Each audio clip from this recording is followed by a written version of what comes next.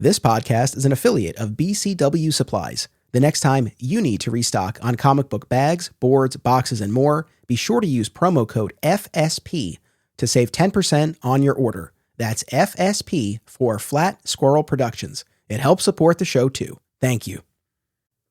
Ever wonder what would happen if a person who knew barely anything about comics decided to absorb hundreds of Superman stories from all eras and media? That's exactly what Robbo is doing on This Podcast Will Never Die, which starts with all the ways the Man of Steel stood out on the newsstands in 1938. Listen and subscribe to This Podcast Will Never Die, and you'll never look at Superman's trunks the same way again. As a movie lover and independent filmmaker myself, I appreciate the importance of great, well-run film festivals, and one family of fests has you covered in New York and New Jersey. Don't miss Hang On to Your Shorts in Asbury Park, Brightside Tavern in Jersey City, Round Reel in Bloomfield, and Shorts and Stout in Long Beach. Event details, as well as submission information for filmmakers, can be found at filmfreeway.com.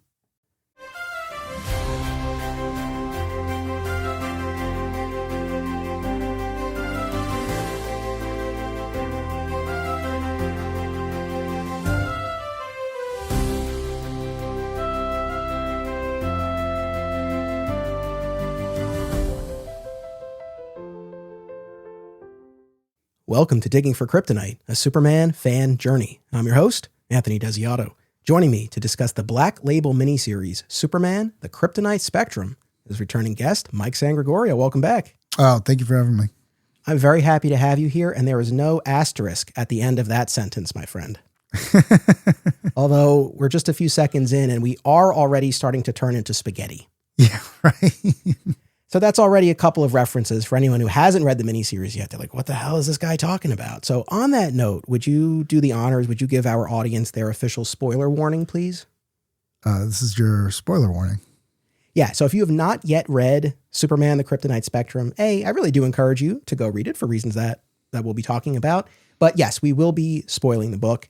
So this was a 5-issue miniseries published under the Black Label imprint from August through December 2025. As of this recording, a hardcover is scheduled for release on April 21st, 2026. And this is by the creative team of the Ice Cream Man from Image. So we have writer W. Maxwell Prince, artist Martín Morazzo, colorist Chris O'Halloran, and letterer Good Old Neon. Are you a David Foster Wallace fan? No, I am not. Nor am I, but that is one of his stories. Okay. That's one of the David Foster Wallace stories, is Good Old Neon. So I don't know if this is a single individual who uses Good Old Neon as his pen name or a company that's called Good Old Neon. I tried to find information and I couldn't, so I'm not entirely sure. But that's our creative team here. We talked about this off mic, so I already know the answer, but you were not familiar with Ice Cream Man, right? Or hadn't read it? I have not read it. I was familiar with it because it's become highly recommended, and I had intended to check it out because Grant Morrison did a story, but I hadn't gotten a chance before we decided to read this for the show. So this was my introduction to the creative team. Okay, same. I'll be perfectly honest. This Ice Cream Man series really was not on my radar at all until I read the press release for Kryptonite Spectrum. And it's like the creative team of Ice Cream Man. And I'm like, what's that? It's one of those things, you know this, and I've shared this on the show before. At this point in time, pretty much anything I'm reading comic book wise is for the podcast. So unless I'm doing an episode on something, it's just hard to kind of carve out the time to stay on top of it. But after reading this, it's definitely something that I'd be kind of curious to check out. Now, as far as Kryptonite Spectrum, did you read it as it was coming out, or you read it specifically for this once it was all done? No, I wasn't even aware of it until you mentioned it. And then I went to the shop, Oh Yeah Comics, and realized that it was actually quite popular. It had very good covers. So I picked it up for the show. Well, many have likened it to All-Star Superman by Grant Morrison and Frank Quitely. And you are my Morrison guy, you and Ralph Puma. I think virtually every single time I have talked about a Grant Morrison work on any of my podcasts, it's been one of the two of you guys. And in fact, the episode that you joined me for on Digging for Kryptonite to talk about All-Star a few years ago, epic discussion, remains one of our top downloaded episodes. Oh, wow. All these years later. Yeah. So that was the main reason why I wanted to have you on here and pick your brain. Well, A, I thought that it would be of interest to you. And then B, I was like, man, really curious to hear what Mike thinks, especially given all of these comparisons to All-Star Superman. So the basic premise that I'll lay out here, we'll get into more of the specifics, but the basic premise is that Superman discovers 4 new varieties of kryptonite. Purple, which warps his perception of time. Cobalt, which makes him giant. Speckled, which shrinks him, and when combined with the liquid fill of the villain Chemo, can de-age him, which manifests in a couple of key instances in the story. And rainbow kryptonite, which ends up not being a kryptonite at all, but rather an SOS from Mr. Mxyzptlk in the 5th dimension. And Batman is called in to help Superman conduct trials to determine the effects of each of these new kind of kryptonite. And while all of this is going on, Lex Luthor is up to his own dirty deeds. Yeah. In terms of creating his own kryptonite man, which will lead us to the climax of the story. But that's the basic setup of this. Preliminary question, generally, how do you feel about the many shades of kryptonite? Do you like the different kinds of kryptonite? Are you good with just green? Do you not have an opinion? Like, where do you land on this? No, I actually really like the different shades of kryptonite because I like that a character known for being very strong and for the most part invulnerable has this random magic rock that can give him an ant's head or do crazy stuff. And, going back to All-Star, they had the black kryptonite there. That's one of my favorite issues. So no, I've always liked kryptonite as a story gimmick. The gold one, the blue one for Bizarros. I've always thought it was really good. And I was always surprised they didn't do more with it. I think, didn't Jeff Loeb introduce like new colors and stuff? And then that never went anywhere, right? Yeah. When Supergirl's rocket arrived on Earth during Superman Batman, it was in that kryptonite asteroid and it wasn't just green. So that was sort of our reintroduction of different shades of kryptonite. So we did a whole segment on the many shades of kryptonite in our 200th episode a while back. So the audience has heard this. I'll keep it quick. But generally, yeah, I am a fan. I'm intrigued by the different kinds of kryptonite. I think it's one of those things in terms of how many different kinds you introduce and how often they're used. I want both of those to be done very judiciously. And when I look back, for example, in pre-crisis territory, something like white kryptonite that kills plant life, I could probably leave that one on the table. But generally, I think it's interesting. And I'm sure this is the Smallville fan in me because they made great use of different kinds of kryptonite over the years. And I saw the potential as a story engine. So when they announced this, and the funny thing is it was literally, I don't know, within days of the segment I recorded on the different shades of kryptonite. And I see that they're doing this. I'm like, oh my God. So I was definitely intrigued by the notion of this. And generally speaking, I'm kind of open to seeing different kryptonites and the effect that they have. Now, these 4 new kryptonites that are introduced, as Superman explains, they have doubled the kryptonite spectrum because at the start of the story, we see 4 cataloged kryptonites that he has already experienced previously. Green, with its traditional effects. Red, which is noted here as making him angry. Black, which splits his brain in 2, and gold, which robs him of his powers. The one that stood out was red in terms of making him angry. I mean, I think that's very much in keeping with what we've been seeing in the current Superman titles. In the Josh Williamson Superman book, there was this business with red kryptonite that made him angry. Obviously, the traditional pre-crisis incarnation of this, we had all of these mutations like the ant head and all of that business. And then, of course, we're very familiar with Smallville's take on it. Removing his inhibitions. Oh, excellent. Thank you. Okay, good. Which generally made him horny. Yeah.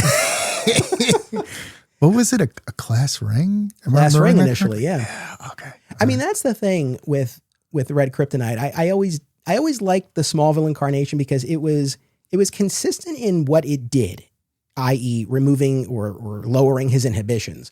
What changed slightly over the course of the series was kind of what Clark had been holding back and what then was allowed to come out. So for most of those instances, it was him being horny and acting out and putting on the leather jacket and riding off on the motorcycle. But then you get to the penultimate season of the series, the Zod season. And there, when he's exposed to red kryptonite, he wants to explore brotherhood with Zod. Like that's what he was stifling. So it did shift a little bit, but it was still sort of that core idea. As far as it making him angry, That would not be my favorite effect that red kryptonite could have, but obviously, and it does play into the story here because in the issue where Superman is a giant after being subjected to cobalt kryptonite, Lex then hits him with a red kryptonite missile that makes him an angry giant. So it served the story well here.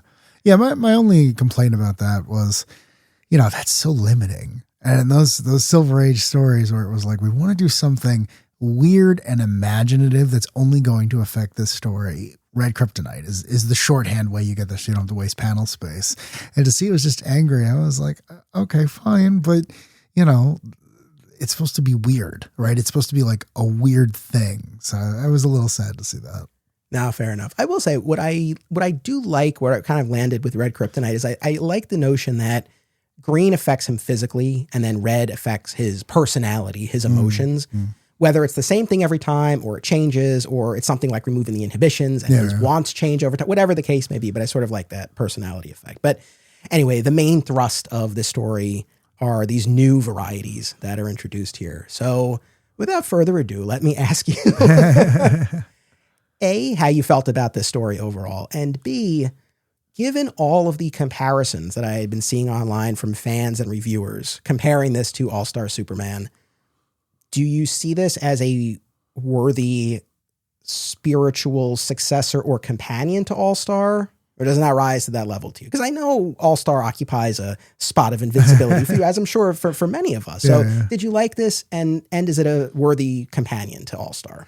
I definitely thought it was good. I thought it was well made. I don't really know what Black Label means anymore, but I know that this meant that I didn't have to read anything else to understand. They played fast and loose with the continuity as they wanted. The art was beautiful, layout, design, everything else, very evocative of Frank Whiteley. I think it's a good, use the word companion. That's how I would describe it to All-Star. You really double down on the fifth dimensional stuff, on expanding what Superman means. Lex is there and he's very content. I think the only real difference is this seemed to be 5. There is an overarching story, but this seemed to be 5 kind of episodes. And overall, maybe I missed something, but I didn't see the bigger picture as much as I do in All-Star, where every time I read it, I get to the end and I was like, the tapestry, my eyes have been opened. I am upon the mountain.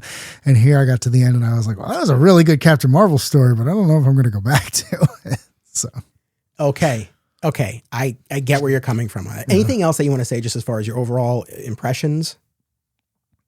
I was very, very happy to see the Bat-Mite version of Superman, the Clark the Elf, Kal-El. Thank you. I hope he makes a return. I hope he gets an ongoing series. Well, listen, as Kal-El himself says, boy, that's a mouthful. It's up to other writers now whether or not they'll utilize him. So I really enjoyed this story. I had a good time with it. I honestly enjoyed it a lot more than I thought I was going to, candidly, because when they announced this, like I said, first I see the headline, a Kryptonite Spectrum, new varieties of kryptonite. And right as I've been researching all these other kinds that we've had over it, I'm like, oh my God, this is great. And then I read the press release and get a little bit more of a sense of what it's going to be about. I see the art and this reference to the Ice Cream Man, which, like I said, even though I hadn't read it, and then start to read about it. And it didn't necessarily feel like it was in my wheelhouse. And to be blunt, my takeaway reading that press release was, this is going to be weird. And this might be too weird for me, for my taste. Yeah. And ultimately, I didn't find that to be the case reading it.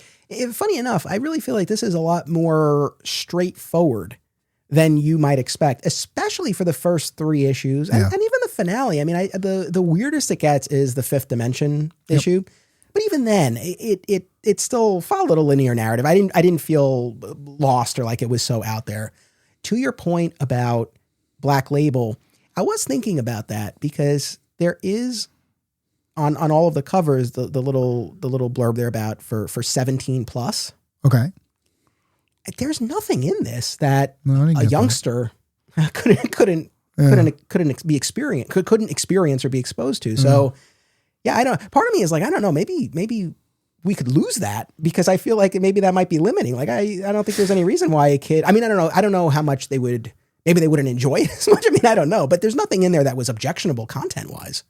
Well, yeah, that almost strikes me as they wanted to direct it at an older audience, right? That was like when we were kids, they would slap Vertigo onto something because they wanted to make sure that older, more mature people read it. And even if it was like an all ages story, it's like, this is Vertigo. Yeah, this is Tim Hunter going to war or whatever. So maybe something like that. Yeah. Certainly Ice Cream Man is not all ages. So, if you pick up this for your kid, don't pick up Ice Cream Man for them. Yeah, fair enough. Yeah. And maybe it's just that, like, it's not so much that, there's violence or profanity or nudity. There's not any of that in this, but that maybe it is just aimed at a more developed, sophisticated audience. I don't know. I'll be honest. There were a number of words even I had to look up. Same. After all this time.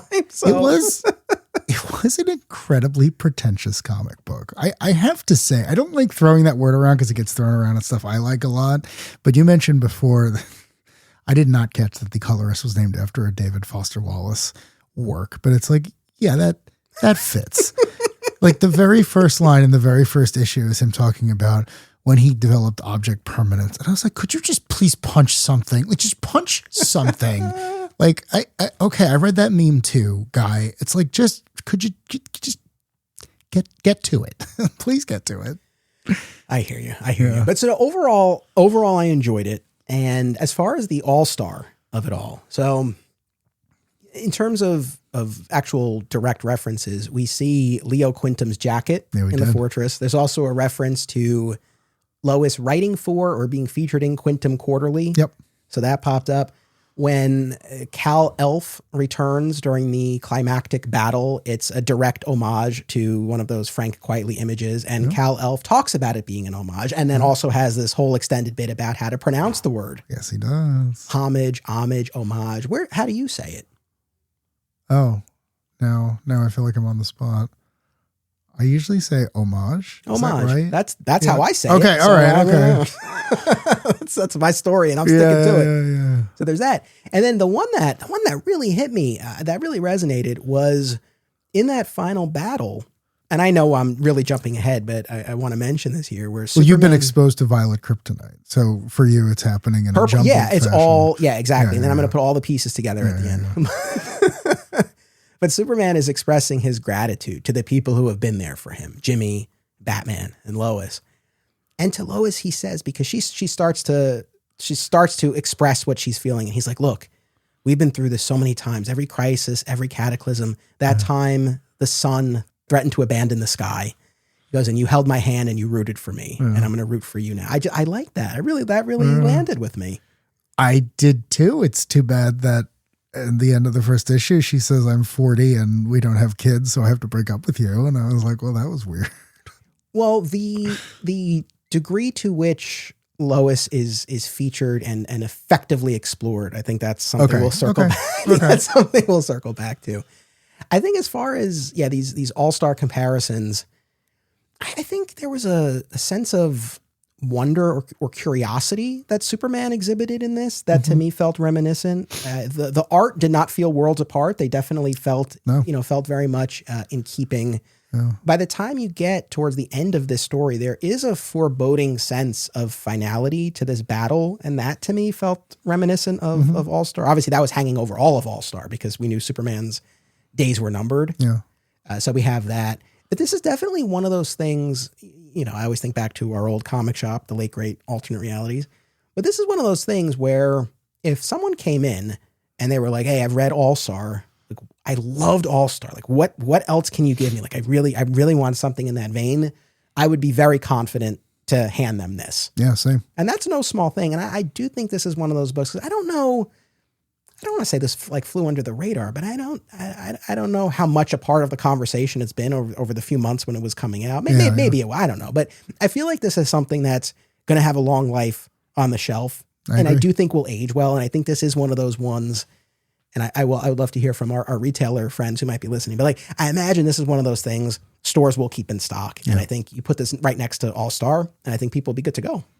Yeah, I agree completely. I would definitely recommend this to someone. I think it's a good, solid story, and it uses its premise very well. Like it does the payoff of here are the new kryptonites. Here's what's going to happen when he's exposed to it, and it does build up to a great battle. So, are there of the, well, not 4, really 3 that we end up getting as far as these 3 new kryptonites. Yeah. Did you have a favorite of the 3?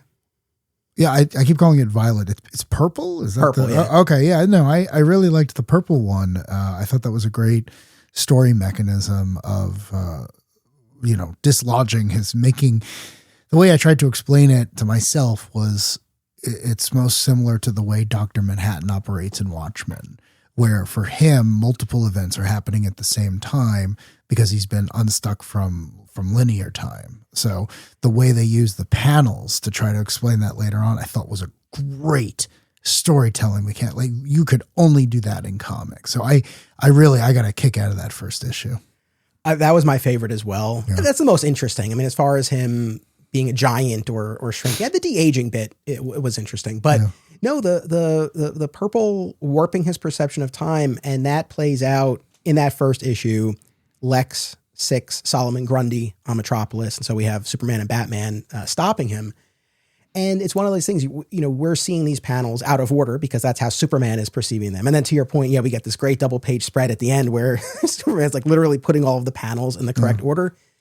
It's one of those things because in theory, you might expect that to annoy me. But what I appreciated about it is I felt like the action and everything going on, it was simple enough where Batman's shoulder is dislocated. There's a kid who needs to be rescued.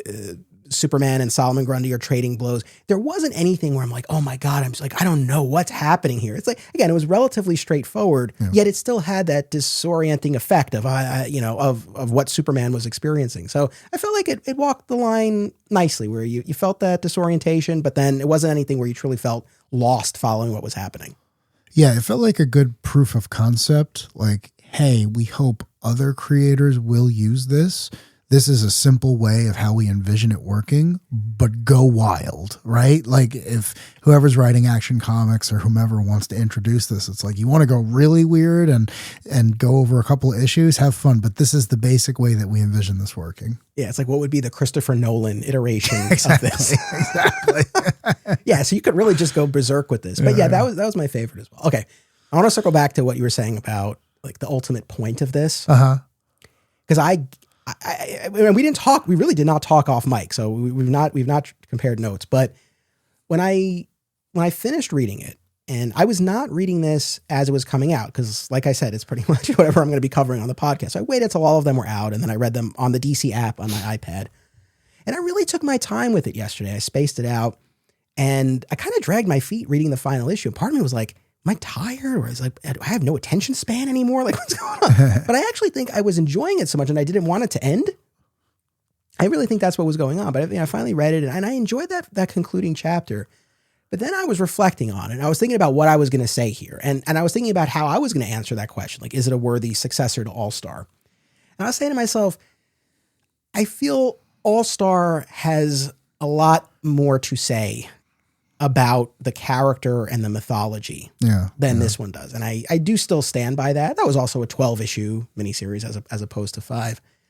But I was saying, like, what was the theme of this? Or what was the journey that Superman went on other than learning what these kryptonites do to him? Yeah. And obviously there's a lot of talk in this about home. Okay. And this idea of home. And for Superman in particular, his home being poisonous to him, being harmful to him. The issue where the de-aged Superman, who's now Superboy, has a play date with Billy Batson and they trade origin stories. There's this talk about Billy never having a permanent home. Yeah. Bruce talks about the home above, the mansion that he keeps preserved, but then his true home is the darkness in the cave below. In the final pages, all of a sudden we check in with Wonder Woman and this idea that she can never go home and John Stewart, Green Lantern, work is his home. Yeah. So I'm like, okay, there's a lot of talk about home, but is there really a point to it or a true arc that I can cite? Because there is a key moment in that final battle in the last issue where Superman recalls something that he saw framed on the wall in Billy's house about travel east, travel west, home is best. And he has this epiphany. People are home. And that leads to these moments with Jimmy and with Lois and with Batman expressing his gratitude that they've been there for him in this battle and previously. And I think upon my first read, I was like, but that's something Superman always knows. Yeah. And then I did go back to the first pages, and it's on the first or second page of the entire miniseries where he refers to Krypton as his quote unquote real home. I never look at Superman as considering Krypton his quote unquote real home or true home. His point of origin, yes. I'm not saying he has no connection, but in my mind, his true connection is Earth. That's where he was brought up, and he's forged all of these relationships that really made him who he is. But I think a fundamental premise of this miniseries is that he does still in some way, shape, or form consider Krypton his real home. And I think that's why it's such an epiphany for him when he comes to this conclusion that people are home. Okay. And with that in mind, I feel like, okay, then he has a little bit more of a journey that he goes on over the course of this. Yeah. The thing that it made me think of, you and I sat next to each other watching the James Gunn Superman movie. Yes, we did. And I talked about this in the multiple episodes that we did on it over the summer, but it did not click for me the first time we sat there and watched the movie that Clark didn't really seem to appreciate the impact of the Kents in him being the hero that he is. Uh-huh. And so much so that when the first episode that I did about it, I was making excuses for Clark. There's a bit where he's on the phone with Martha and she's yelling into the phone and you get the sense like he wants to get off the phone. But I didn't necessarily want to go so far or could really entertain the notion that he didn't fully appreciate everything that the Kents had done for him. Yeah. But watching it again and thinking about it more, it's like, yeah, when he's doing that interview with Lois and she asks him why you do this and he pins all of it on that message from Jor-El and Lara, it's like, yeah, at that point, that's what he thinks. And he learns his lesson by the end of it and replaces that message with the home movies. Yeah. And that's his journey there. But so I think I feel like I had a very similar experience with this, where it's like, no, he doesn't consider Krypton his true home, his real home. He considers it Earth with Jonathan and Martha Kent and all the people there. But I think that's what's going on there. Okay. I don't know if that helps at all. No. It does. I like that. I guess. Yeah. Well, two things. One, I'm reminded of in Thor Ragnarok where Odin says Asgard is not a place, it's a people, which was the first thing I thought of when I read that line. But also, yeah, that's funny to me because it's like, that's kind of something, that's kind of an attribute I already think of Superman as having. Yes. Because he's so empathetic and he's so the man who can't be hurt is always the first one to offer his hand in friendship, regardless of where the other person's from. So I guess I didn't think of that as being an arc he needed to go on to, but now that you've spelled it out, he does over the course of the series. Yeah, no, but I think exactly what you just articulated. That's why it didn't really click with me that first time. I came out of it feeling like, all right, because that's not something he typically needs to quote unquote learn. And even in the context of this, he references Jonathan and Martha, the kindly couple who raised, like clearly there was a lot of love there. He's been in a relationship with Lois that seemingly reaches its end early on because she's rough. That was a rough scene. I'm sorry. That was a rough scene. That hurt. I hear you. But so he's had these relationships and it's not like this is an alt universe. This is an absolute Superman. Yeah. For example, exactly. That would be a very different, that would be an entirely different scenario.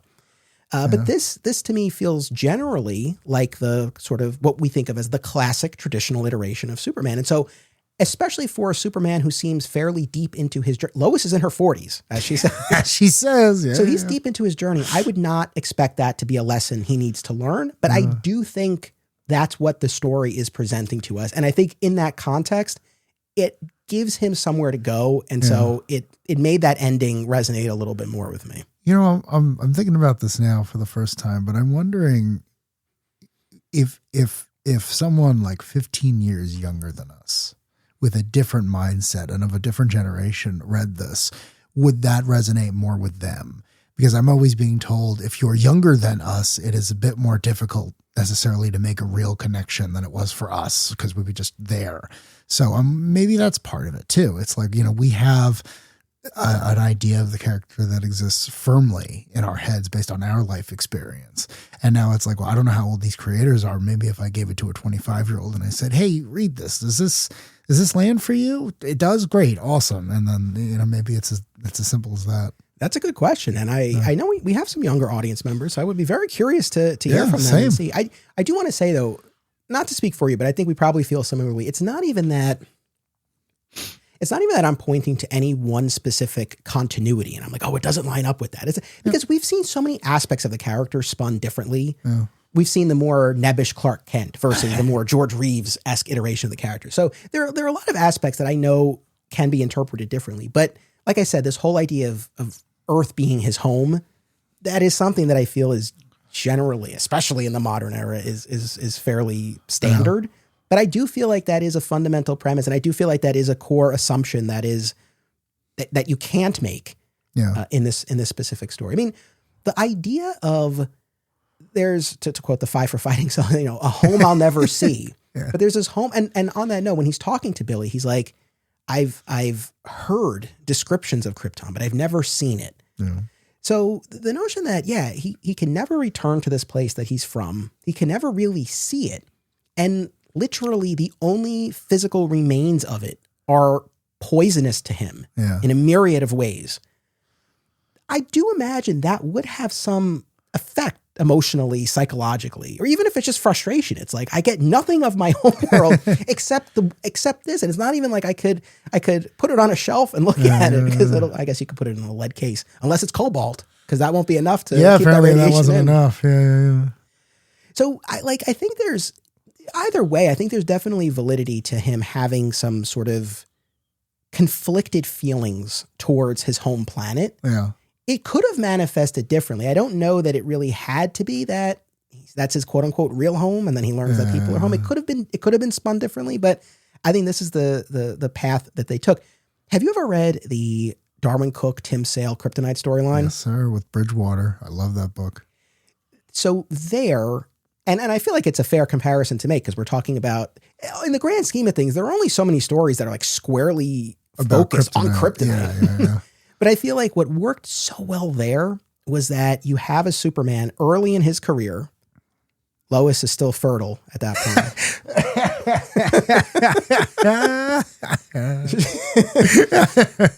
But it's early in his career and he is still testing his limits. Like he doesn't know the upper limits of his strength and invulnerability. He stops a volcano and as far as he knows, that could be it for him. Yeah. And then he encounters kryptonite that is actually truly deadly to him. And so the fear that instilled, like, I think that was a really interesting angle to take and to mine with that. I don't know that what we get here is as rich, but I do think there is something there. And I think there's more than what I initially gleaned when I got through it. I do like the idea of Krypton as an aspirational place for him because, a big part of the characterization in any story is his outsider status. His powers separate him from everything else. His abilities separate him from everything else, both in a positive and negative. And I do like the idea that when he closes his eyes, he thinks, well, there was a place that I would have lived in where I would have just been a normal person, if this terrible thing hadn't happened. So I do kind of like that. And there's something I read once where I think it was Jerry Siegel who said, well, he lived a couple of years on Krypton, just long enough so that deep in the recesses of his mind, he remembers flashes and he remembers the old language and like any child of immigrants who came very young. And I always think the same thing. It's like, I think it was Grant Morrison who said when the sky gets red at the time of dusk, part of Clark probably thinks, why is this making me so sad? And it's because he remembers being like 1 year old wrapped around Jor-El's neck. So, Yeah, no, I like that a lot. One other big picture thing that I want to pick your brain about, the Batman of it all. Yeah. So Batman's a full-on supporting character in this. Like I said, Superman calls him in early on to help him conduct these kryptonite trials. Batman is initially, understandably, I would say reluctant to do this. His whole thing is, hey, just destroy these. But Superman, to his credit, I think aptly reasons that, hey, there might be more of this out there. Well, and it turns out there is, and Lex has his hands on it, right? But so like there could be more of this out there and it could fall into the wrong hands. So we need to know what this does. I felt like each had a valid point of view. Oh, before I get deeper into the Batman side of things, I also liked sort of our proactive jumping off point here. It's like, yes, this cluster of new kryptonites enters the atmosphere, but Superman is actively seeking it out and wants to study it and learn. Yeah. And I like that, as opposed to, okay, and now a threat's here and he's reacting to it. I like that we now had a proactive approach from the character. I don't feel like you see that a ton. No, and again, to go back to All-Star, where he constantly is talking about, like, no, I tinker. My curiosity is also super. So, no, I like that a lot. I thought that was a good impetus for a story. I always reference the television show Supernatural, but it's like, did you watch? Nope. Okay. I'll keep this quick. I don't think it's any surprise that like one of my favorite seasons of 15 seasons was season 8, where Sam and Dean find out that if they perform a certain ritual, they can close the gates of hell and banish all of the demons and monsters forever. And so like they were actually on a proactive quest that season. It wasn't just that, oh, there's a new threat, they have to stop it. It's like, no. Like we're going to shut these doors once and for all. So like I like that side of things. Yeah. But as far as Batman, did you enjoy Batman's presence in the story? Did you feel like he was used an appropriate amount? Did he take away from Superman or from the story? Like where do you land on Batman in this? Yeah, that's a good question. I was annoyed by him up front because he seemed to be being extra mean. And I was just like, why are you being so mean to your friend? He like whips out the kryptonite. He's like, I carry this around just in case you get mind wiped or something. And I was like, this is weird. But I felt as the story goes on, you said this, but it's like, Clark's a very big personality, and Bruce comes up and he's just like, well, yes, but I'm not intimidated by you, and I'm going to present an equal amount of logic. So I did like watching them argue about things, and I like watching Clark win, because Bruce is like, I'm worried about you as my friend. I'm worried about the world. I'm worried about all of this other stuff, and you're not. You're just very curious. I'm going to make sure it's being done right. But when he first came in, I was like, why are you being so mean to him? But I feel like the creators found the rhythm of the world's finest as things went on. I agree. And I think you see how well they each know each other. And the fact that Superman is able to get Batman to go along with this by calling it an intergalactic mystery. And that's what gets Bruce to participate. Yeah. It made total sense. Overall, I was okay with Batman. I was a little apprehensive going in. Oh, okay. That there was going to be too much Batman. And I think the reason I was concerned about that, did you read Superman Space Age? No, I didn't. That's the Mark Russell book, right? Yeah. Okay. And I think if they had called that World's Finest Space Age or Justice League Space Age or DC Space Age, I would have been all about it. And I would have been like, oh man, there's a lot of Superman in this in this Justice League book. But it was Superman Space Age, and Batman ate up a lot of screen time or panel time in that. And that was my concern with this. But I feel like Batman was kept to a supporting character in this. It's one of those things. Look, we did a whole episode on Jimmy Olsen. Is there a part of me that's like, man, if he needed someone to help him with this, could he not have called in Jimmy? But there is a fair degree of scientific acumen that is required here. So I get why Batman would be the better fit. Then there's a part of me that's like, does John Henry Irons not exist in the Kryptonite Spectrum universe? Because this could have been. Well, yeah, but I think it was important too to have someone in there who was closer to Lex. Like this version of Bruce and this version of Lex have the overlap in the sense that, science and the scientific method are very important to them, but they have more measurable goals than just Clark who wants to see what happens. So I thought it was a good compare and contrast, because this version of Lex is like cartoonishly evil, like talking about how he wiped out the guy's 401k because he made a minor mistake. So I thought it was a nice compare and contrast to Batman, who's like, can also be that petty, but this is his brother. So ultimately he's still on Clark's side, but the other evil scientist over there is like the other end of the spectrum, and Clark is dead center in the middle. So I agree. And ultimately, I wasn't thinking that specifically, but I think one of the things that really helped me make peace with Batman, I mean, it may very well simply be, that's the character this creative team was interested in using, but also, expanding our cast beyond the super family, so to speak. Now Batman is your tie to the Justice League and the rest of the DC universe. And as much as I love John Henry Irons, Justice for Steel forever. But if we're really trying to tell an all-star-esque story, I mean, I don't know. I feel like there's something so iconic, so elemental about Batman, and not just about Batman himself, but about that world's finest friendship. And when you do get to that point in the climax where Superman is expressing his gratitude and he says to Batman, he's like, thank you for always being there. Yeah. And it takes Batman, we have a couple of ellipses, but then likewise, right? He reciprocates it.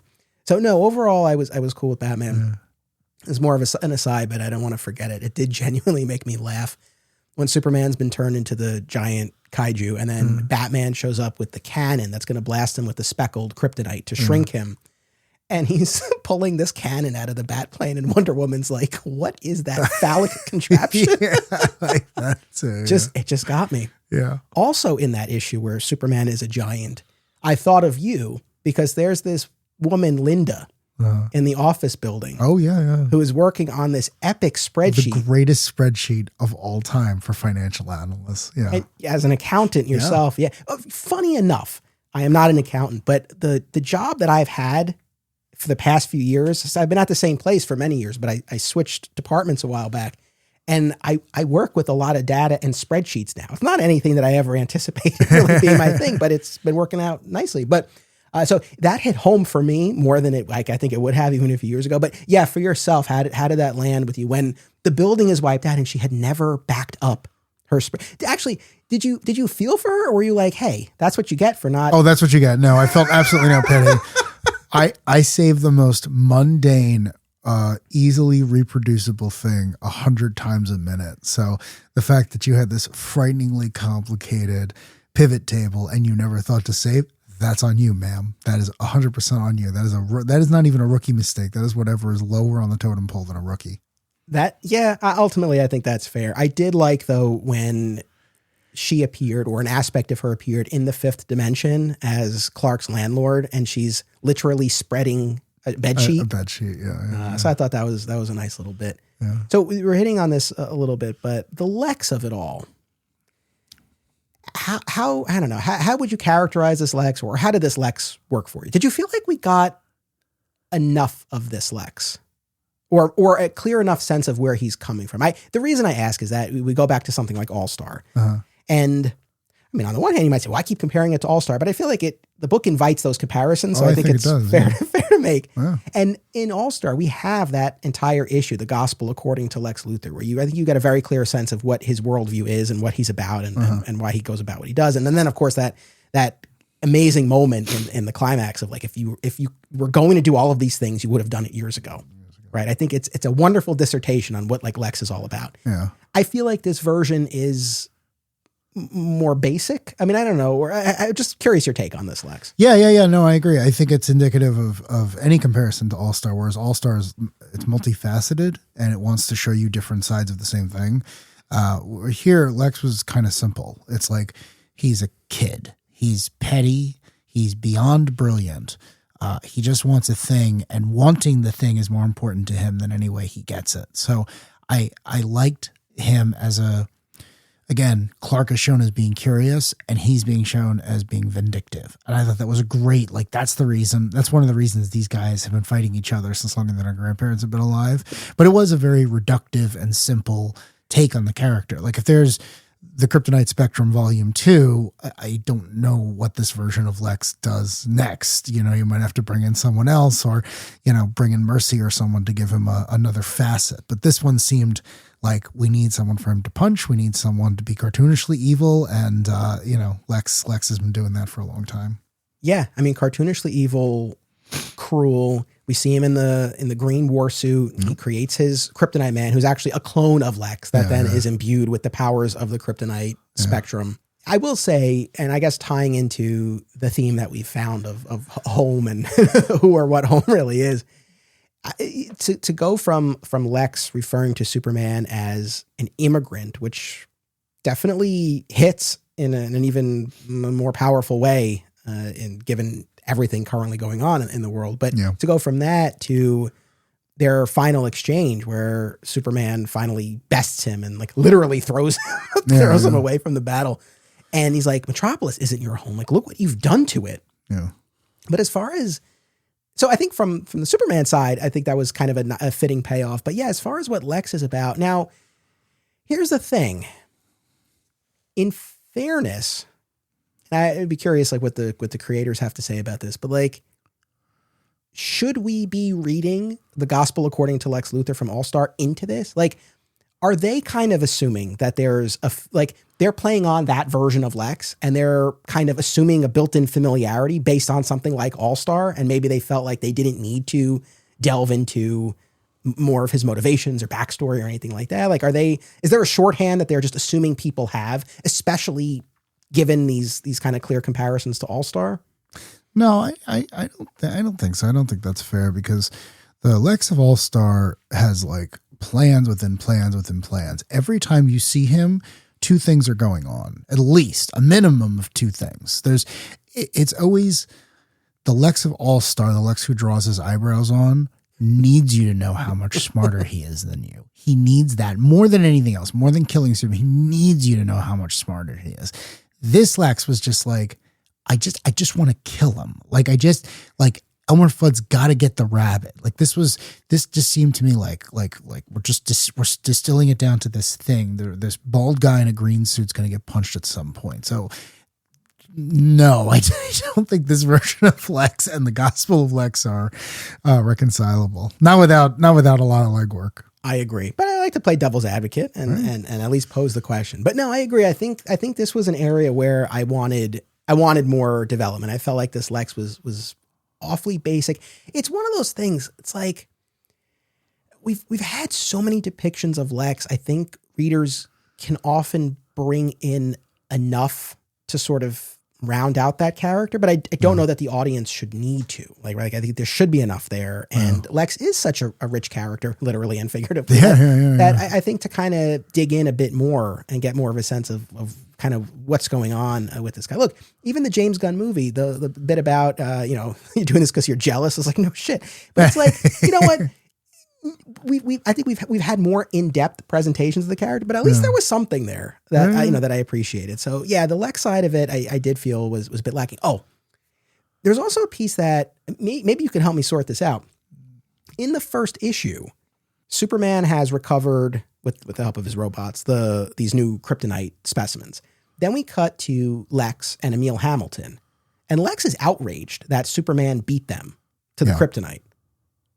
Right? Right. But then in issue 4, I want to say, it turns out that Lex had actually beat Superman to these new kryptonites like weeks earlier. So it didn't feel like it lined up, unless the idea was Lex already had a batch of these kryptonites, but he wanted to get all the kryptonite, and he was mad that Superman was beating him to this other cluster of it. Do you know what I mean? I do. Now I'm thinking I read that wrong. The way I read that was in between panels, he also came across an abundance of this stuff after Clark did. I wasn't reading it that it was from beforehand, but I could have been reading it wrong. Yeah, because it's either Lex or Emil who talks about getting it weeks before. So, okay, all right. Unless I'm totally missing something, but that's why I said maybe it was that he just wanted all of it. But the reason why I'm a little confused is that in that first issue, it seemed to be that Lex was really mad because like he had just found out about this, but Superman beat him to the punch. But it didn't seem to me like, oh, but I've already got a stockpile of this. Yeah, not in the first issue. That's because he's as curious what they do as Clark is. So no, I don't think he's ever seen this before. Yeah. So I wasn't entirely clear on that. Purple kryptonite, Anthony. Purple kryptonite. Yeah. I guess maybe I was just exposed to a little purple kryptonite. It smacks you right out of linear time. I talk about Smallville a lot, but when it comes to listening, one podcast is at the top of my queue. Always Hold On to Smallville, hosted by our pal, Zach Moore. Zach and his guests bring tremendous insight, passion, and humor to each and every episode. And while their series rewatch has concluded, the podcast continues with more great Smallville and Superman talk. Listen wherever you get podcasts and keep an eye out for the other shows on the Always Hold On To network. I'm a parent, which means that a family-friendly comic shop is a must, and there's none better than Aw Yeah Comics. Visit one of their 3 locations, Harrison, New York, Muncie, Indiana, or Skokie, Illinois, home to our pal, Sweet Sweet Bernie. Follow them on social media and at awyeahcomics.com for news about signings, live sales, and much more. Their name says exactly how they feel about it. Say it with me now. Aw yeah. We love digging into epic comic book runs, but what about the art of the single issue? Single Bound is a podcast series hosted by married couple Amy and Logan as they review single issues of comics, many of them starring the Man of Steel, Logan's favorite character. Listen and subscribe on Spotify and YouTube, and follow the show on Instagram at Single Bound Podcast. My comic shop closed over a decade ago, but if there's one place where I feel that same sense of camaraderie, it's Fat Moose Comics, New Jersey's best and oldest comic book store, led by current owner Sean Hendricks. If you're looking for something and they don't have it, they can probably get it for you. They know a guy. Visit Fat Moose in Whippany, New Jersey, and be sure to reach out via the Fat Moose Comics Facebook page. I do still want to go through some of the more specific beats of the issues, but while we're talking about these big picture ideas and characters, and obviously we're citing a lot of specific instances from the individual issues, but Lois. So in that first issue, when Superman is experiencing events out of order, we see these flashes of a dinner with Lois, where she says, "I'm in my 40s. Time is running out for me to have a child, essentially. Like, I can't keep doing this." And then after the battle with Solomon Grundy, he talks about having this dinner with Lois, and then he repeats it to Bruce later, and Bruce is like, "Clark, your dinner was last night." I like that. I like that little bit. And then Lois is there as an ally in the other issues. There's one issue where she, on her own, goes to Lex's office with police officers to try to have him arrested for shooting Superman with the red kryptonite missile, and obviously gets nowhere. But yeah, I don't know that we really got enough of Lois and the Lois Clark / Superman dynamic here. How did you feel? So Ice Cream Man is a horror book, and I got a lot of those vibes whenever Lois showed up. Like, what's the worst ringer we can put Clark through? Well, it's the idea that Lois might not be waiting for him tomorrow. As far as I'm concerned, that's the worst thing you can do to him. So I got a lot of where's this going? Like, why would you put him through this? Like, why? What? Plus, to go back to what you said about All-Star, it very famously ends with Leo looking at the reader and saying, "Well, they always wanted children." So it's like, well, if you're channeling all the hope from that story, why are we getting this? It just made me depressed. It made me sad. It was like, why are you doing this to her? It was a little bit of that, and this is as good a point as any. Let's talk about the ending here. It's funny. We gave our spoiler warning at the beginning. I do feel that, arguably this is true of any comic, but I feel like especially this one, as much as we can describe what happens in the book, I think this is one where there's something to be said for experiencing the story and the intersection of that pretentious at times language and the art and the overall vibe of it. So it's us describing it as one thing, but I really do encourage people to go and read it. But I would say arguably the biggest spoiler of this is how it ends, where after this climactic battle with Lex and Lex's Kryptonite Man, Superman, he's been subjected to all of these different forms of kryptonite and the battle itself. And essentially and he's covered in this rash. Yeah. And what Batman deduces is that Superman, in his weakened state, contracted a child's virus. Yeah. 5th disease, as it's called. But his Kryptonian physiology is treating this like cancer, an extreme disease. And essentially his moments are numbered. Yeah. And so the fix for this is to once again use that blend of speckled kryptonite and the liquid fill from chemo and de-age Superman to the point of being a baby. Yeah. So at the end of this story, the Lois who started by saying, "Hey, the clock is ticking. I want to have a baby." And that moment during the battle where Superman says, "I'm rooting for you. Any child who ends up with you as a mother is the luckiest kid in the world. I hope you get what you're looking for." Well, Lois does get a baby the infant version of Superman. She's not raising him alone. It's sort of like it takes a village sort of thing. We have Atom Smasher there, taking out the dirty diapers. We've got Linda with her spreadsheet. We do have Linda there. Tracking all of the data about the baby. But this was a weird ending, man. Very strange. I know I said at the beginning, like, it's not as weird as you, for 99% of it was not as weird as you would think, but that ending was weird. Yeah. Yeah. Oh, yeah. No, I kept expecting there to be another issue because how do you end there? I was like, what did I learn? What did I learn? I'm so confused. Like, you know what I thought was going to happen? I thought, oh, is that the age that he was rocketed off Krypton? Is Earth now going to be destroyed and they're going to have to send him somewhere else? Like, that's because it's like, oh, Clark is a baby. Okay, Clark is a baby is Moses in the basket. So now he's a baby again. What does that mean? I was not expecting his wife to just be like, oh, cool, now I get you as a baby. And I was like, that's strange. Yeah. I mean, especially too, I don't mean to belabor the point, but it explicitly stated like this Superman arrived on Earth as a baby and was raised lovingly by Jonathan and Martha Kent. So it's not, I think if you had sliced off that, and Jonathan and Martha Kent don't appear in the story other than these fleeting little flashback moments. But I think if you had sliced off that part of the story, had him arrive on Earth later, whatever the case may be, if they went with the Action Comics #1 iteration, he grew up in an orphanage. Heck yeah. You know what I mean? Yeah. Then I think it's a little bit of a different story, but it's one of these things. It's like, because if you didn't have that, you didn't have him raised by this loving couple. Yeah. And maybe partly because of that, he continued to see Krypton as his quote unquote real home. Yeah. And then at the end of the story, he starts again. And now he's going to be raised lovingly. I don't know. That's something. That sounds great. Yeah, no, that would have been really good. But so so it's like, it ended up to me being like more of an ending for Lois, that she gets the baby she always wanted. But it's like, that's just creepy. I don't think that's the baby she always wanted. I'm pretty sure that's the exact opposite of what she meant.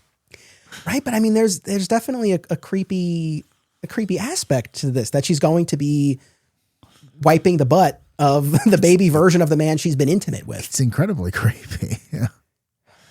It's a horror story. I mean, that's what I keep going back to. It's like, this is not a good news story for anyone involved. I know he's persona non grata, but whatever happened to the Caped Crusader, that quote unquote final Batman story, the writer we don't have to get into, but I have always enjoyed that story and this whole idea of you know, the reward he gets for being Batman is he gets to be Batman, and at the end it starts again, and he gets these few years of peace with his parents, and we end that story with, I don't know, the cycle of rebirth or reincarnation, whatever you want to call it, where the baby's born again. That's the closest thing that it reminded me of, but obviously it's a very different angle here. But I just had that kind of came to mind as I was reading this. Well, that's again, I agree. That would have been interesting to say, well, okay, you had all your great adventures. Now you have to start over. And again, if there was a loss and a baby, even their baby or something needed to go somewhere else, it's like, well, no, that would have been really interesting, because does the legacy continue, or is the next one going to be crap? So no, I think that would have been great. Right. Yeah. I don't know. I think out of all of this, the ending is the aspect that I'm not sold on. You know, there's something else I wanted to say before. I don't know that these guys have ever written a superhero comic before. So I think that's important. And again, that's not me picking on them. They are well-regarded creators. The Ice Cream Man book is very well regarded. So I'm just saying that, you know, it's a different genre. Not everyone can say, okay, you know, today I want to do a space opera book when I've only written noir crime fiction. And I'm not a professional writer, so I don't know how difficult that is. But, you know, this book seemed to be like, hey, we want to play with all these superhero ideas. And maybe they got to the 5th issue and they were like, well, how do you want to end it? I don't know. Let's do the weirdest thing we can think of. And maybe that was it. So, you know, who knows? Not everyone goes into this with, you know, we have 5 issues. We're going to plot it like Watchmen, and it's going to be like a clock. You know, some people, Larry Hama very famously said, no, I started page 1 and I don't know where I'm going to be in the last page. So it's interesting. We're going to be exploring not too long from now on the podcast, kind of a cross section of quote unquote final Superman stories. Cause I'm always very intrigued by this idea. We've hit on all of them pretty much over the years, but I'm kind of going to put them all together here. of like what is the most appropriate end for the character of Superman. Yeah. But kind of the preliminary question is sort of what even constitutes a final story, because anything that, even if it's intended to be a final story, might not be if then another creator wants to come along and open it back up. Yeah. I guess something like this, though, where it just ends with him being born again. I mean, would you, and this might be just getting too semantic here, but it's like, would you even consider this a quote unquote, is this an end for Superman? No, I didn't think that. No, I think as you said, I think the point is, he's going to be raised again, either by his wife or by someone else, or the kryptonite's going to wear off and he's going to become a person again. And the question is going to be, are you still Superman? Are you still dedicated to the causes of helping everyone who needs it? So do you think Lois is going to do as good a job as Jonathan and Martha Kent? No, because the whole arc of Lois across every media is like, she's not, she had a very difficult life growing up. She doesn't have a close relationship with anyone in her life, and she finds it even very difficult to have a relationship with Clark until, things run their course. And having kids is the most exhausting thing you possibly do. So no, I think Lois is in for it. Now I'm really beating up on the Lois side of things, but I also, if we're going to have conflict between the two of them, if their relationship isn't going to make it, I guess her biological clock is not my favorite reason for that. Yeah, that was weird. For a variety of reasons. It's like there are other ways to have a child, but also, and I mean, not to be like nerdy about this, but it's like they might not even be biologically compatible anyway. Yeah. But also I guess, and maybe I just need to go back and reread that scene, but what is is it that he won't commit, or his responsibilities are too great that they would, like, what's the roadblock necessarily? Yeah, because it wasn't as if she was saying, I want to break up with you and then I'm going to go out with someone else who can put a baby in me. It seemed more like, to your point, it seemed more like he wasn't committing to the relationship. So I don't know. I couldn't follow that part of it. Well, and it's tough too, because you only see her side, literally. Like we are seeing it through Clark's eyes. And so we're hearing what she's saying, but I'm hard pressed to say like what the actual problem was. At first I thought it wasn't real, because you see the clips while he's being exposed to purple kryptonite. So I just thought like, he's having a fever, right? He's having this terrible thing.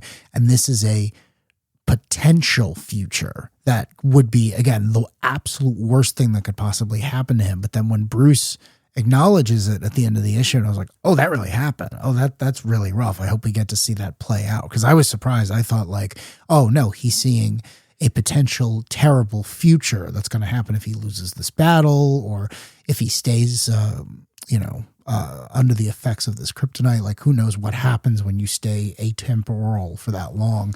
But then when it turned out like, nope, that really happened, other people saw it, and I was like, oh, it's just dark. It's just mean. Yeah.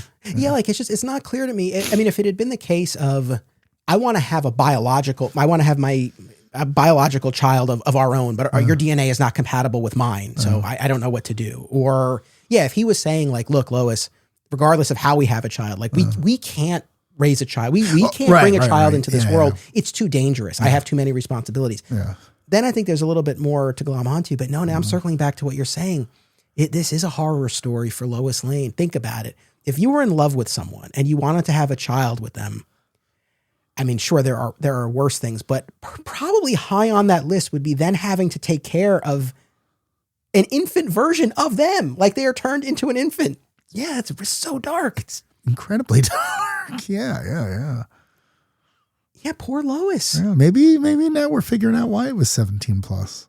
Maybe that, I know. Yeah, maybe not an all ages book. Yeah, I don't know. There's a lot of mean spirit in here, but I don't know. Hey man, we got Captain Marvel. We got a good Captain Marvel. And they call him Captain Marvel. I thought that was not a thing these days. Well, you can't call the book Captain Marvel, so the book will always be called Shazam. But the only reason they took the name from him was, do you like Jeff Johns? I forget. Oh, that's okay. I've enjoyed much of his work. Okay, great. Me too. No, that was just a Jeff Johns change, who decided he was going to be named Shazam, and then when they did the movie, they ran with that. There's You can call him Captain Marvel all you want. You can't call the book Captain Marvel. Gotcha. I guess maybe this is a good opportunity to sort of get into a few more of the beats of the individual issue. We've already hit on a lot already, but that first issue, for example, we have the discovery of these other kryptonites, calling in Batman, agreeing to conduct these trials. We get Superman. It's funny. It's the actual formal trials really only go so far as the purple iteration, because then things kind of fall apart. But that's one where he's blasted with this concentrated dose of it, very controlled. Yeah. That then starts to warp his perception of time, and we get this battle with Solomon Grundy. Is there anything else from that first issue in particular that stood out that we haven't hit on yet? I just, again, I want to point out the art. I mean, the art on this thing is really good. He redesigns the Superman robots. The robots, yeah. Oh man, it's funny because in my heart of hearts, I do gravitate towards the Triangle era, like Helix and like that iteration of them. Or the kind of what we saw in the movie and All-Star Superman and pre-Kryptonite, like that kind of iteration of them. But I like these robots. Yeah, me too. Yeah. Yeah, I like Clark being almost like Santa Claus, and he's got all these elves like hanging around the North Pole with him. Like I really like that. I like the idea of him having kind of familiars or something. And I thought the way the artist designed them was great. So I want to see more of those. Right on. And then so at the end of it, like I was alluding to before, it turns out that the lead shielding is not enough to contain the cobalt kryptonite. And Superman starts growing and continues to grow into the second issue to the point where his head sticks through the top of the fortress. Crazy. Which is great. Like that visual is great. That double page spread of him. And I like throughout the story, you see it especially here, but you see throughout the story, the optimism that Superman displays, that things will work out, they'll find a way. And the faith that he puts in Batman, because the whole idea is he's so big at this point, like literally physically big, that the governments of the world are going to perceive him as a threat and will start to mobilize the military and things like that. So he wants to get ahead of that and go to Metropolis and reveal himself to the people and tell them it's okay that they're conducting these trials and just kind of calm everybody. And while he's doing that, like he trusts that Batman will come up with a way to disperse that speckled kryptonite and get him back to normal. And obviously Batman does with his phallic contraption, but I like that optimism. And it's funny. Like I said, this Lex, I think we needed some more meat on the bone with this Lex. I do like when Superman shows up giant size in Metropolis and he's like, don't be afraid. And then Lex is mocking him and the simplicity of the delivery of what he's trying to convey. That did make me laugh. And then, we get the red kryptonite blast that makes him angry. And then be afraid, right? Afraid. What was interesting here, and I think this ties in with the idea of home, is when he's angry, what is he talking about? He's talking about the pollution, the way people are destroying the planet. They don't deserve they don't deserve their home. I just thought it was interesting. Like that's the anger that manifested. Well, yeah, but it's what we were saying before, right? It's like my home was destroyed. If my home is Krypton, it was destroyed. I couldn't save it. And every single day I try to save you people, and you're the ones who are doing the most damage. So no, I thought that made sense. It's like, what is Clark wishing he could say, every day? It's like that. And he gets to say it when he's under the influence of Red K. Maybe it is a little bit of removing his inhibitions. Maybe when, you know what I mean? Like maybe when you're angry, you're a little, you just kind of let it rip a bit more. So maybe there's a little bit of a shade of that version of red kryptonite that I like so much. And then Batman calls in Wonder Woman and John Stewart, Green Lantern, and Atom Smasher appropriately. I felt bad for Atom Smasher. So did Superman, even angry enough as he was. He's like, you really drew the short end of the stick. Boom. And then Batman restores Superman to normal size. And then we have the oncoming threat of Chemo, who Lex directs the scientists to unleash on an unsuspecting Metropolis. And I would have to say one of the grossest parts of this was Superman literally drinking Chemo, taking one of those tubes. So he flies through Chemo to create a hole. Then he pulls out one of those tubes and uses it as a straw and literally drinks the liquid fill, the radioactive liquid fill from Chemo. And then, like we said, the combination of that and the speckled kryptonite that shrinks him had a de-aging effect. And so we end that issue with Superboy. But that was disgusting. That was awful. So nasty. So the one other thing about that issue is, have you read Alice in Wonderland?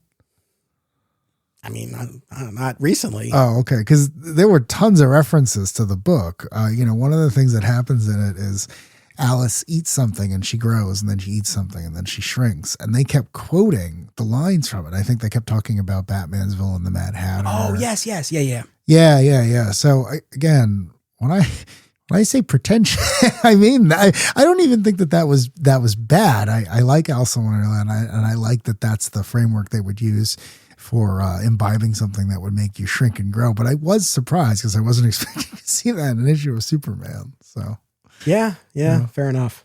That also had the bit with Linda that we talked about that did make me laugh. And then issue 3 is this play date between young Clark and Billy Batson, where Billy encourages Clark to perform the same kind of art therapy that Billy does. And so they each draw their origin stories. Funny enough, we just did this whole run of episodes on Brainiac.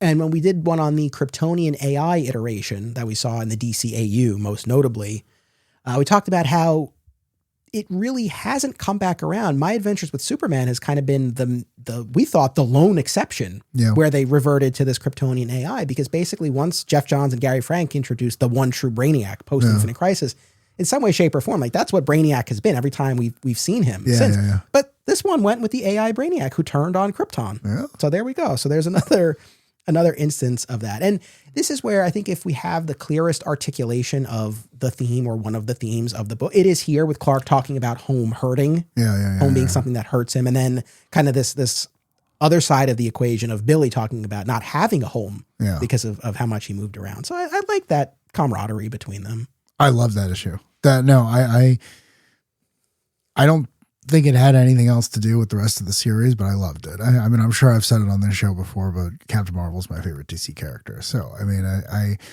really enjoyed it. They nailed it. Every single thing on Billy's wall is an Easter egg to something from his background. And then they used the movie origin with his foster parents, which I absolutely love. And you got a quick one panel cameo of the rest of the Marvel family, and I was in heaven. I was like, can we kickstart this? Can we you know a DC editor, right? Like, guys, can you please make this a book? I will buy it sight unseen. Yeah, I mean, that pairing made all the sense in the world. I really liked that. And they decide to go to a fair, which turns out to be run by Dr. Sivana and Toyman. It's awesome. They're in cahoots with Lex. Yeah. And so they've created, it's one of those things, in recent years, I know you identify with this as well, but with young kids, we've gone to Disney World and Universal now. Like that's a thing. And so I go to all these theme parks, and it always breaks my heart. I'm like, oh man, like I would kill for a Power Rangers version of this, a DC version of this. And the DC version is basically what these two villains create for them. There's the fandom zone, right? A Black Adam attraction. I forget exactly what it is. Yeah. If I have one complaint about this issue, it's that, ultimately they realize these villains are behind it. And they also bring in these Bizarro robots. I thought the Bizarro bots were fun. Okay. And with the speech with the error mess, I was thinking of you the entire time. I was like, yes, absolutely. Thank you. Yeah. Like that had been programmed yet or programmed properly. And so it just says like invert language. That was so funny. That was so funny. But then the villains blast Superman, or Superboy with kryptonite, right? I think they hit him with green kryptonite, and they hit Captain Marvel with lightning from the Rock of Eternity. From lightning, yeah. So we have to have Batman come in and rescue them. Yeah. And it's fine. If I'm not going to die on this hill, but I'm just like, really? Like Superboy and Captain Marvel need a rescue from Batman against these two numbnuts? But it's fine. I guess weren't they also fighting the 7 deadly sins at that point? Yeah, but they were like animatronic versions of it. And then I think after that is the big explosion. It's like just like Krypton exploded. Like now the roller coaster that they were on, like this big explosion. I think I guess there is a reference to. I think Superboy says like you just thought this would be fun, but I feel like I wouldn't have minded if the whole gist of it had been like, yeah, these are villains, but you know what? Like nothing's really going to hurt us, and no one else is here. Like let's just humor them, so to speak, and just have fun with this. Well, that's what I thought Billy was doing. I guess. I don't know how much Clark was totally going along with it. But I think that's the point of the story, is that Billy does this type of stuff all the time, where he's like things usually work out for me, and I'm really invulnerable. Like, not normal invulnerable, really invulnerable. So, no, I'm going to go see what Dr. Sivana has come up with. So, I just thought it is like, Clark, you need to loosen up a bit. So, we're going to Murder World, you know? Like, Yeah. That's how I read it anyway. You know? I thought Billy was having the time of his life. All right. Yeah. I guess, maybe I wasn't picking up on that as much, but fair enough. I mean, I certainly hope that, like, that's, I think, what works. So, I'll go with that. And then over the course of the issue, Batman also deduces that Rainbow Kryptonite is actually not a kryptonite after all, but rather this SOS. And that's what propels us from the end of issue 3 to issue 4 is Superman getting pulled into the 5th dimension with the walruses. Yeah, right. Which again was I think is a reference to Alice in Wonderland. Again, I'm going by way of like Dogma and the Beatles, but I think again, this idea of like, Clark is through the looking glass and he is going to experience a version of reality that is going to make him uncomfortable. And how is he going to react to that? Which is basically what the 5th dimension is. The 5th dimension is Wonderland. It's where ideas take physical form and you have to physically interact with your imagination. So it's not, again, it makes sense. It was just a little on the nose. Fair. Yeah. Or lethal nonsense is another way it's described. Yeah. Again, this is one of those things, maybe the biggest compliment I can pay this story is that, like, in theory, I mean, I've made no secret of the fact that magic-focused stories, often not my favorite. Mxyzptlk, my mileage varies depending on the story, but he's not necessarily one where I'm like, yes, like it's a Mxyzptlk story. Yeah. But I actually really like this. And I did like the bit where Lois is asking Batman to explain the 5th dimension. And he does exactly the way you described it about these ideas made real and all of that. But that there can be actual deadly consequences depending on what Superman experiences in there. But when she's like, explain it to me like I'm 5 and then explain it to me like I'm 3 right out of The Office. With Michael Scott asking Oscar to explain what a surplus is. Okay. And he goes through this whole thing about a lemonade stand. And then Michael's still not getting it. And he's like, all right, explain it to me like I'm 5. It's so good. But that's what it made me think of. But and then I guess, well, it's funny as much as, you're saying like, kind of pretentious, but it's like they play on that here, right? Because Clark has written this, like this purple prose about like colonial expansion. And then Perry's like, I told you to write about these walruses. And then, so this idea that Mxyzptlk is trying to get through to him, like Mixie is in the form of the walrus and then later the fish in Clark's apartment and then on the TV screen. And he's trying to get through to him and ultimately does. And sort of Clark comes to in the 5th dimension. And the threat is that it's not Brainiac, it's Brian Yak, this kid who has no imagination, who is threatening to like think them out of existence, right? Like, is that the idea of Brian? That's how I read it. Yeah, it's the inverse. It's Brainiac has all the knowledge of worlds no one will ever get to visit again. He's got a ton of knowledge. He only wants more. This kid's the opposite. This kid, is where creativity goes to die. He can't imagine anything. He doesn't want to imagine anything. He's very proud of his ignorance and lack of imagination. And to a bunch of fictional characters, that is anti-life. Yeah, right on. And Batman always one step ahead because we learn, and this I found all of this amusing, sort of the instruction manual that we see that comes with the 5th dimension, and that everyone needs a magical familiar, and it's not Mixie. They're very clear about that. Mixie, very clear, Mixie can't be Superman's imp, but he needs a magical familiar. Batman always one step ahead has one, his magical friend Batmite, and Batman and Batmite ultimately enter the picture. And then Superman dreams up the character we were referring to before, Kal-El. Cue the John Williams theme, as they say. But I mean, I would love a plushie of Kal-El for my son. I would love a pop of Kal-El, right? Yeah, I was on board with this. Oh yeah, no, same. I thought it was a good idea. I agreed with their logic where it's like, Mixie is not his familiar. He needs another one. Who's the biggest Superman fan in the 5th dimension, the way Batmite is for Batman. The other thing I loved is they tried to reconcile Batmite being an actual 5th dimensional imp with Grant Morrison's take on him of being what exists when Batman has a psychotic break and he's kind of like the Clippy of the backup operating system that leads to Zur-En-Arr. And he keeps just mocking him for that. And I enjoyed the heck out of that. I really did. That was good. No, I thought of the Morrison run, and I thought of you, and this business about these backup personalities in the case of psychological compromise. These other personas can emerge. Yeah, that was great. But Brian's disbelief is such that he thinks Batman and Batmite and Kal-El like out of existence. But Superman's optimism and imagination have no upper limit apparently, because he draws Kal-El and he wills them all back. Yeah. And is able to win the day. And they send little Brian off to the North Pole to meet Santa Claus, who he also doesn't believe in.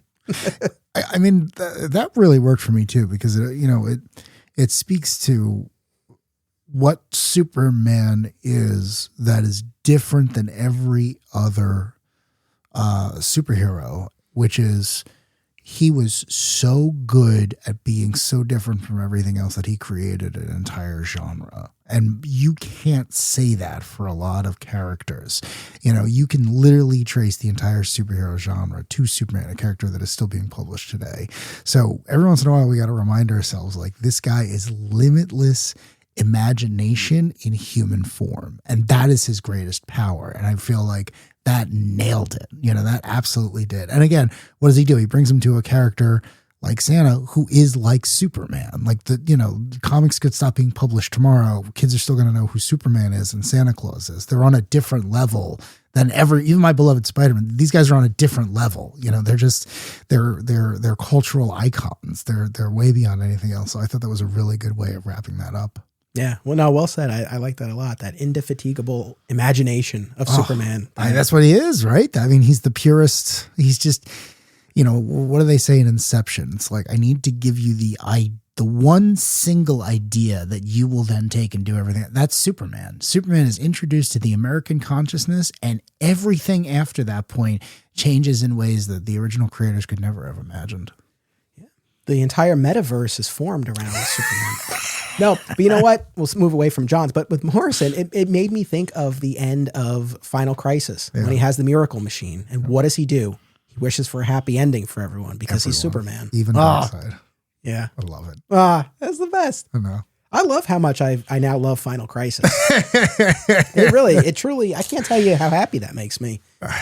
Man, it's such a good story. And I'm glad. I am glad you like it because I'm glad you came around, but I think one day someone's gonna find a way to make that more palpable for a general audience. Not Grant Morrison, but someone else is gonna do it. Yeah. The other thing going on in issue 4 is back in the real world is Lex's experiments with his MOK program, his man of kryptonite. Yeah. And we learn about the prior test subjects, which were prior kryptonite men in previous comics. So there's some nice callbacks there. But, ultimately, so Lex is testing on different subjects and different absorption protocols. And ultimately, he realizes that he needs such a prime specimen. Only Lex Luthor himself will suffice. So we end up with this clone of Lex, who is then imbued with the power of the kryptonite spectrum and turns green.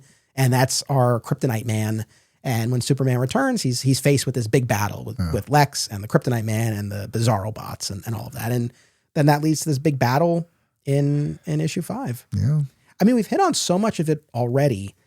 There's one key piece. Boy, we have to talk about this. So Superman is hit with this projectile fired by Lex that is seemingly pink kryptonite. Yeah. And the remark that he makes after that is he compliments Jimmy on how smashing he looks in bow ties, which is a direct reference to the Many Happy Returns storyline from the Peter David Supergirl series. Yeah. Where we had Supergirl in alternate realities, long story short. But there's one panel. I mean, it's one panel where Supergirl and Lois are talking about Superman's acting differently since he got hit with that pink kryptonite. And you see him hitting on Jimmy and making the exact same remark about how smashing he looks in bow ties. Yeah.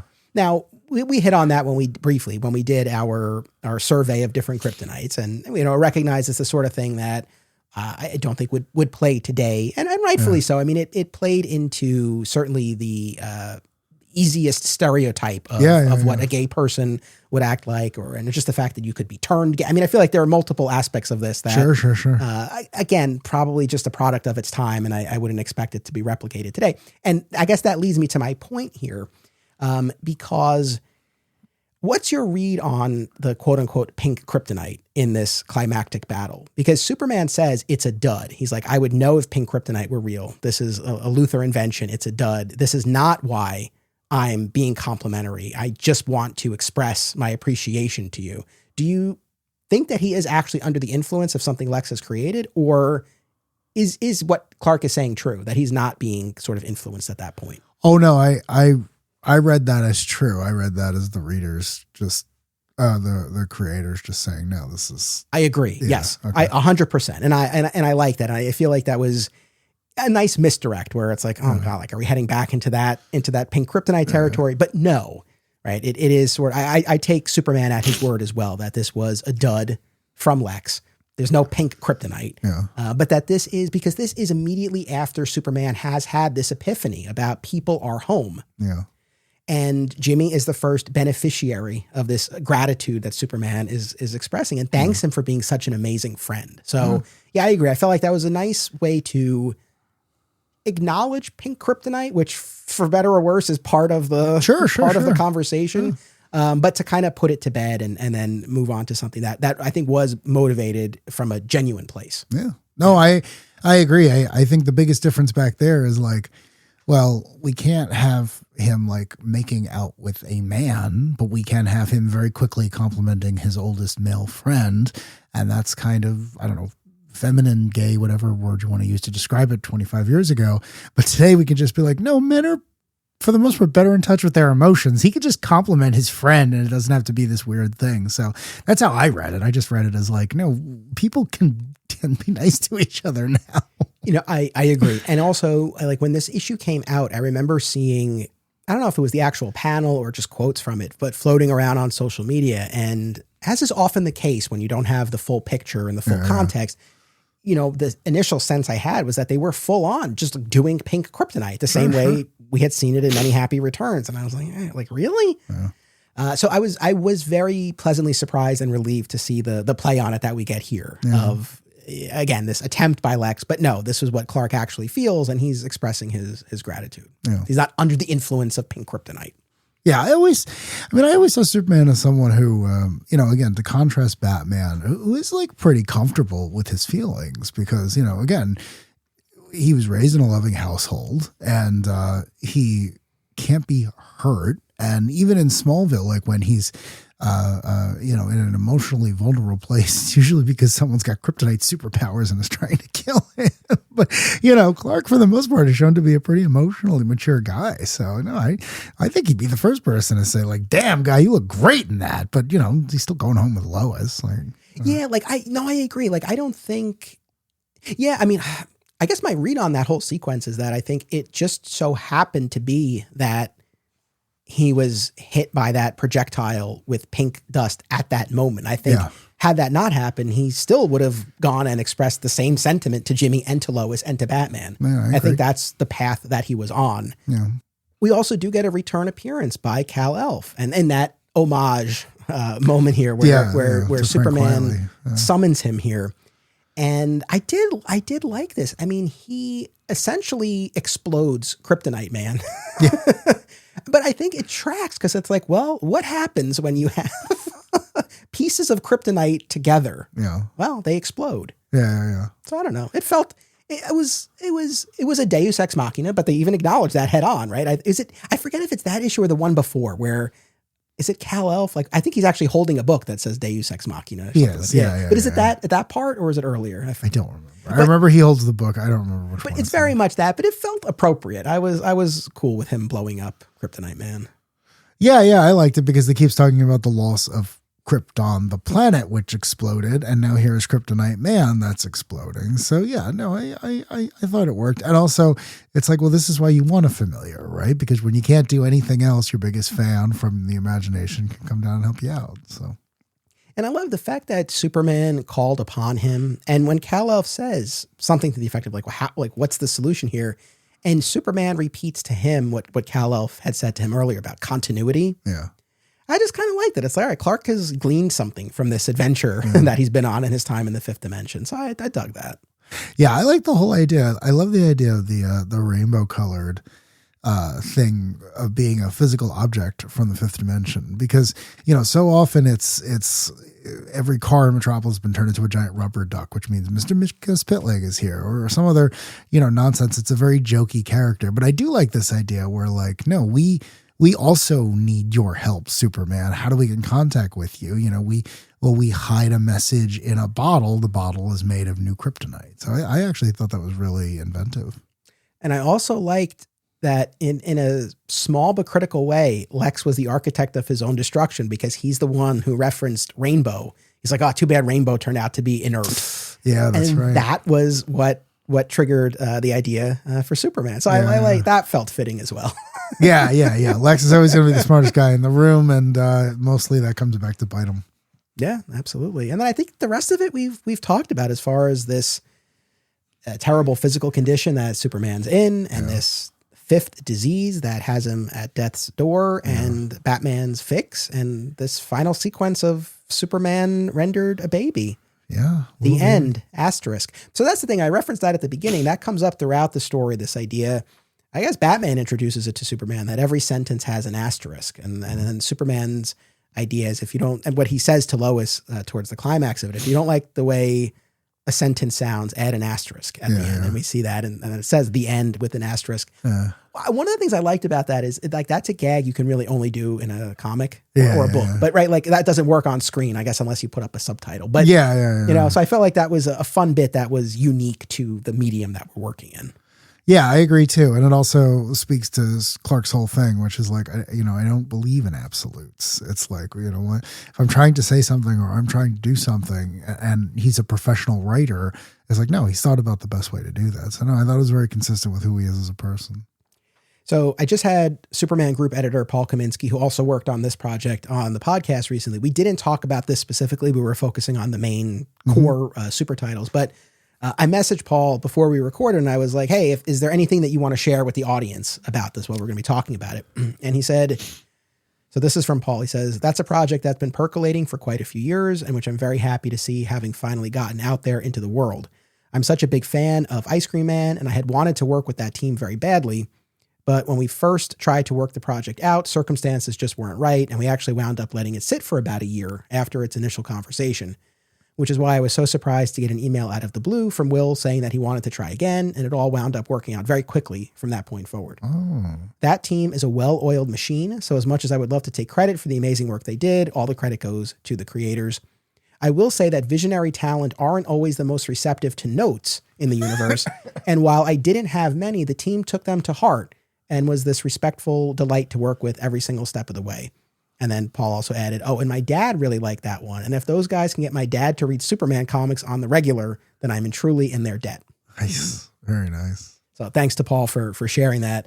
And yeah, I mean, when he sent that, especially the last part, I'm saying to myself, what, short of me writing a comic, I don't know what would get either of my parents like sit down and read a comic. Honestly, even if I did write one, I don't know that they would actually read it. No, absolutely. They would have it. They would own it, Yeah. So that's cool. Like, I'm glad that the project worked out. And I will say that overall, regardless of what form it takes, or under the Black Label imprint, like I like different kinds of stories, and just getting these types of projects generally, like Superman getting the spotlight in these different ways. Yeah, me too. This was great too, because I didn't have to know what was going on in the regular continuity. It wasn't just a mini series, it was a bottled continuity, and it was with people who had a very unique and very well-defined creative style. So again, I really did enjoy it. And I thought it did very well as a comic. I really did. It was one of those things where I was completely unaware of it, but once you suggested it, I'm happy to have read it. Yeah, no, I'm glad. I appreciate you reading it and joining me to talk about it. Like I said, given everything that we've talked about regarding Morrison generally and All-Star specifically. I was like, he's got to read this. We got to talk about it. And yeah, it's sort of buttoning everything up here. Overall, I enjoyed this a lot. I definitely enjoyed it a lot more than I anticipated enjoying it when I saw that initial press release, even though I was intrigued by the idea of different kryptonites. I think, the whole theme of home and the journey that Clark goes on. Yeah, I think there is a fundamental premise that you have to buy into about what he considers home. Yeah. And if you do, then I think you have more of a ride to go on. I think in terms of the aspects of the book that didn't totally deliver for me, I definitely wanted more development of Lex. Yeah. And overall, I guess more with Lois, but I think just sort of a reworking of that dynamic and the conflict between them and the ultimate resolution. That's an aspect of it that's still a tough pill to swallow. So those aspects are the ones that I wrestled with the most. But overall, I stand by what I said. If I were still at alternate realities, I would happily and with confidence give this to people, especially if they were like, oh, I really liked All-Star, or if they're like, I want to buy 2 Superman things, I would be confident to be like, hey, you can read these two. They're sort of speaking to each other in a way. Yeah, no, they are. They're absolutely in conversation with each other. So no, I agree. I would recommend this to someone who in any way enjoyed All-Star Superman. All right. Anything else you want to say? If the creative team is listening to this, thank you for that Captain Marvel story. Yeah. Yeah. Really, really, it hit home. They understand that character in a way most of the people who have worked on him while he's been owned by DC don't. And I just really appreciated that. I guess my last couple of questions / observations. I guess one is I'll be curious if and when and how these other kryptonites pop up in the mainline books. Purple most of all, right? I think that's the one that I would be most curious to see. So, I will keep an eye on that. I mean, I wouldn't be surprised, especially knowing obviously that Paul worked on this and is shepherding the main books. I mean, I wouldn't be surprised. I guess the other thing, it's like whenever we talk about All-Star Superman, always this question of would Morrison and Quitely ever return and do any follow-up of any sort? Would we want that? Should it just stand on its own? I mean, I guess maybe a similar question for this. Like, is this a story that you would want to see given a sequel? Yeah. Oh, without a doubt. Yeah. Again, they have a well-defined vision, and what Paul said about them being a well-oiled machine and being open to taking notes, those are all really good things, because some of the best people in the world have worked in comics and they've only worked once or twice because they couldn't make it happen. These guys clearly don't have that problem. So no, I would like to come back and read more take on Superman or more take on other characters. I really would. In these types of stories where it's like, hey, this is self-contained, it's by a team that works very well together, and you don't have to read anything else. It's like I want more of that. So if they want to do it, I want to read it. Yeah, I would be. I would be open to some sort of follow up to Kryptonite Spectrum. It's funny, even just in the context of this. I feel maybe a lot of the the critiques that we had maybe could have been solved with a 6th issue that just sort of gave us a little bit more of those other pieces that we were looking for. I was convinced in issue 1 the panels with Lois weren't real, and I was convinced at the end there was going to be another issue where the fact that he was a child was being dealt with, and I was shocked by both of those. So if they got more, let's get it going here, guys. Yeah, so we'll see. So listen, thank you so much. It's always a treat. We don't live too far apart from each other, so we were able to do this in person. You make the drive over, so it's always fun. I am in Flat Squirrel Studios. But no, I always appreciate your time and appreciate you making the trip. I always look forward to this and appreciate getting your insight. And the audience does as well. There's at least one audience member in particular who has on more than one occasion cited you specifically and your literary analysis. Yeah. Which is wonderful. So people are happy when you're here and you share your takes. Well, that's why I call other things pretentious, because I know I'm pretentious. So, we're able to smell our own, to quote Brody. No, not at all. But I'm glad, like I said, I don't know to the extent to which this has been a huge part of the conversation in the fandom, but I'm happy for whatever extent to which we can make it more a part of the conversation and have people read it. Because I definitely think it should be read and considered and discussed. And, I'm glad that we could do this. I think you said it very well early on where it's like, I could see this staying in print. I really could. Those covers are really good. Oh, I almost forgot that. The cover to issue 4. That's an homage to the first part of Whatever Happened to the Man of Tomorrow. And it's called What Never Happened to the Man of Tomorrow. But that, I love, chef's kiss, loved it. Yeah, again, the artist has amazing design skills. I am here for it. So please come back, do another one. But yeah, you see this staying in print, you were saying? Yeah, I absolutely could see a trade paperback of this staying in print because again, if you're working at a comic book store, it's like, hey, what do you got? It's like, read Kryptonite Spectrum. It was good. It was solid. Batman's in it. Have at it. Yeah, absolutely. All right. Thank you, Mike. Thank you, audience. Thank you, Paul. I'll echo what you said. If anyone from the creative team listens, thank you for this work. We had a lot of fun reading and talking about it. Audience, always appreciate you tuning in. Make sure you come back next time. Until then, as always, it's about what you do. It's about action. Support the show and receive exclusive content by becoming a member at patreon.com/Anthony Desiato. Rewards include our DCU spinoff podcast, advanced listens, sponsorship opportunities, and more. My sincere thanks to all patrons. Please rate and review the podcast via your platform of choice, subscribe so that you never miss an episode, and continue the conversation by joining us on social media. By popular demand, Digging for Kryptonite merch is available at our TeePublic store. Visit the link in the show notes to get your DFK shirts, hats, mugs, and more.